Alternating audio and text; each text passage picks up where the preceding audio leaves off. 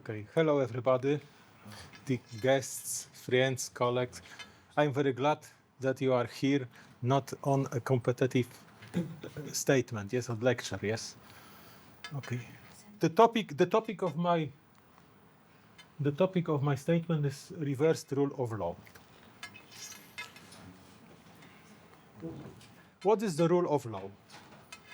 This is a very important question. Rule of law is a concept that establishes the supremacy of law over the actions of state authorities and the behavior of individuals by binding them to adhere to the content of the law and the obligation to obey it. Rule of law, therefore, serves as an obstacle of tyrannical or arbitrary governments and guarantees individual rights and freedoms. This principle makes the rule of law the foundation of the contemporary state legal system. Rule of law is the basis for creating the law in a specific legal form, equipping the created law with a specific content, interpreting the law created in this way by using legal rules of interpretation, applying it accordingly, and operating of state institutions within their competences. Every disruption of this process undermines the essence of the rule of law. Thus, the rule of law underpins the decision-making process of public authorities. It guarantees not only the protection of the individual rights and freedoms, but helps to sustain the democratic nature of government. However, this is not always the case. There are times in the life of states when practice does not align with the rule of law.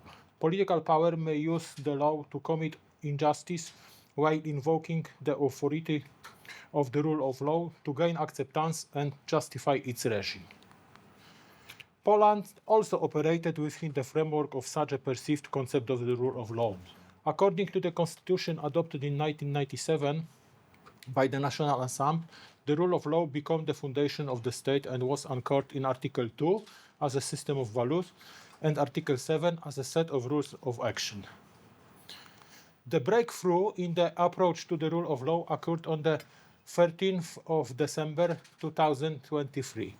On that day, based on the decision of the new format, breakthrough in the approach to the rule of law occurred on the 13th of December 2023.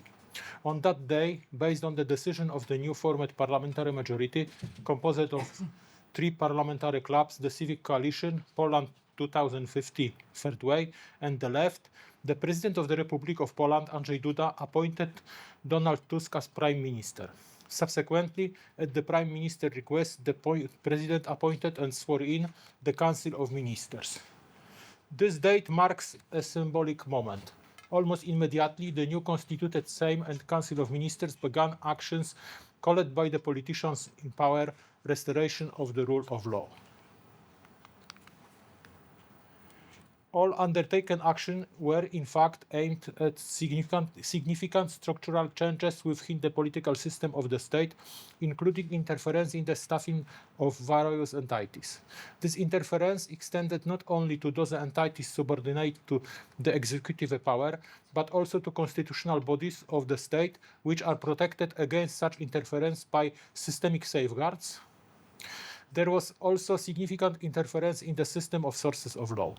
A telling symbol of the legal logic of these actions were two public statements by two politicians responsible for the functioning of the state precisely within the limits of the rule of law, the Prime Minister and the Minister of Justice, Prosecutor General. The first statement is from Donald Tusk, given in public media after he was appointed Prime Minister. Responding to journalist questions about the nature of the action planned by the government, he used the now well-known words, responded, "Everything will be under the law as we understand it." In turn, Adam Bodnar, appointed as Minister of Justice, commenting in the media on the action of Minister of Culture towards Polish television, said, "We have a situation in which we are restoring this constitutionality and we are looking for some legal basis to do so." Today, both of these statements constitute a symbolic beginning of action taken by the newly created public authority, marking a process of drastic relativization of the value that constitute the content of the concept of the rule of law. In pursuit of their political goal, state bodies have rejected applicable legal standards that stand in their way. These actions are often characterized by a lack of an appropriate legal basis, exceeding established competences beyond the legal basis, or relying on an unconstitutional interpretation of regulation. At the same time, they undermine civil rights as well as other values and standards protected by the Constitution. This pattern of behavior is evident across segments of authority, whether within the legislative branch, the government, or parts of the judiciary. Moreover, those authorities attempt to conceal those inconsistencies by claiming to be restoring the rule of law, while in reality they undertake actions that contradict the rule of law on both formal and substantive levels. As a result, phenomenon has emerged in Poland, a set of action of public authorities that can be described as the reversed rule of law. The characteristic of the reversed rule of law typical for the current government can be summarized in 5 main premises. Goals allegedly justifying actions outside the law, reliance on political decision-making referred to as constitutional higher necessity, reference to external legality and legitimization, creating the appearance of lawful actions, a broad propaganda mechanism. The goals are as follows.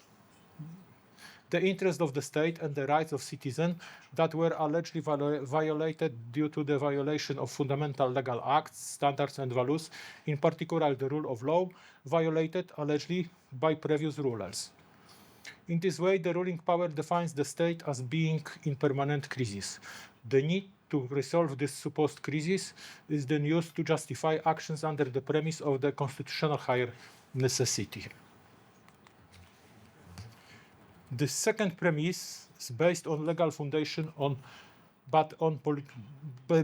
based not on legal foundation, but on political decision making by the ruling power.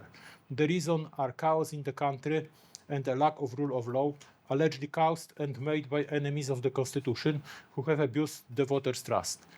This situation is said to necessitate action to restore legal order at all costs. Since no legal norm can be applied to chaos, a political decision is needed to establish new legal order. Only after this step can be taken actions in accordance with the new law. It is justified that one cannot act according to a bad law if the goal is to restore the rule of law. Respecting flawed laws currently in force would obstruct the restoration of rule of law. Therefore, the ruling power must act outside or alongside the existing bad or inadequate laws. The third premise is the referring to external legality and legitimization. Since the action of public authorities lack a legal basis in the Constitution, formal and evaluative support is sought in external systems. This external support aims to create the appearance of alternative legality and legitimization. Sources of external legality and legitimization include international legal acts, in particular acts of applying of law, especially judgment of both European tribunals, political statements and opinions from such bodies as the European Commission, the Venice Commission, Council of Europe. But what is important, all they are used contrary to their legal role in international order and constitutional role provided for acts of international law in Poland. The fourth promise is the creation of an appearance of acting in accordance with the law. In the absence of real possibilities to complete the legislative process through cooperation with the President, the action of the ruling powers involve intentional selecting legal instruments that are also completely inadequate from a constitutional perspective, aimed to create the appearance of legality for Polish and international society. Examples include resolutions of the same concerning the National Council of the Judiciary and Constitutional Tribunal, opinions of legal advisors recommending the annulment of acts of appointment, even the use of physical force justified by the opinions of so-called authorities. The fifth premise is a broad propaganda mechanism. It was facilitated by the forceful takeover of public media. This disrupted the overall media balance, leading to one-side narrative reminiscence from the years 2008-2015, but now even more blatantly. In this context, it is notable that individuals with academic titles, including those who once held important state or international position, as well as individuals aspiring to important roles by frustrated by the lack of legal means to realize their ambition, have been included in these propaganda efforts. This mechanism also includes the propaganda activities of liberal left political elites and non-governmental centers in Western Europe that support the action of the coalition currently ruling in Poland.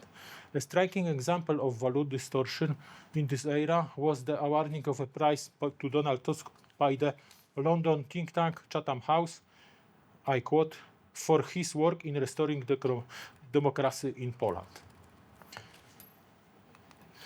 The project aims to present the classical understanding of the rule of law from national, international, and European perspectives, and to confront it with the current understanding of this concept, taking into account the international context as well as the instrumental use of the slogan rule of law by those in power to pursue global political goals outside the boundaries of the law. The analysis will enable conclusions that may be valuable for other countries, particularly in the event for a shift in political power, where the new forces may attempt to negate or reverse the action of the current government, but in a shortcut, for example, without a legal basis.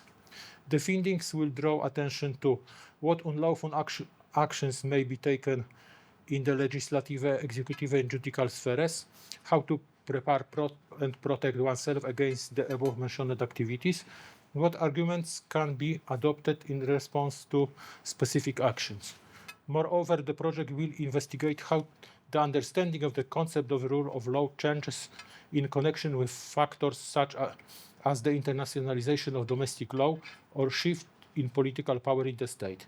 This will help to illustrate how the rule of law in its new relativist interpretation is used and the risk it poses for legal certainty, stability of public authority, and state sovereignty.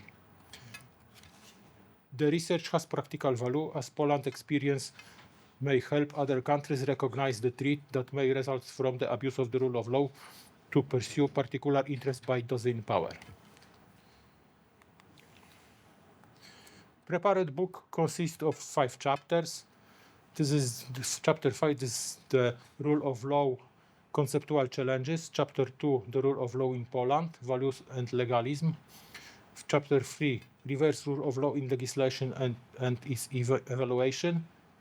The 4, the reverse rule of law in executive, slogan of restoring lawfulness as new type of legitimacy for the executive in Poland. Chapter 5, the reverse rule of law in the justice and the status of judges. Our research team consists of Professor Mariusz Muszyński, it's me, as a leader of the group, and chapter number 5, Professor Aleksandra Syryt, Cardinal Stefan Wyszyński University, member of the group, chapter 3, Professor Karol Dobrzeniecki, Mikołaj Kopernik University, member of the group at chapter 4, Dr. Lidia Berkes, Pazman Peter Catholic University, member of the group at chapter 1, and Magister Anna Faber, PhD student of Central European Academy, member of the group at chapter of 2. Thank you for hearing.